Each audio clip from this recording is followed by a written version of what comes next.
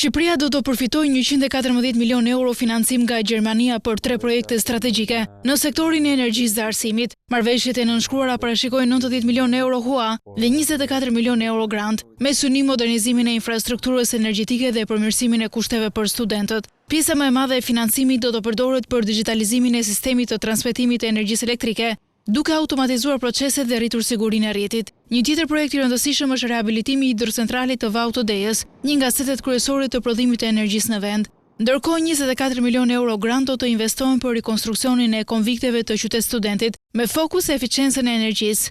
Marrëveshja që lidhet me qytetin studentit dhe me rehabilitimin në kuadrin e eficiencës energjisë së konvikteve për studentët, ka një grant rreth 24 milion euro nga qeveria gjermane me anë të KFV-s, për sa i përket këtyre ambienteve, që përsëri shkojnë në të mirë publike, shkojnë për studentët, për një jetë më të mirë. Projektet do të zbatohen me mbështetjen e qeverisë gjermane dhe bankës KFV, ndërsa synojnë modernizimin e sektorit energjetik dhe rritjen e cilësisë së infrastrukturës publike në Shqipëri.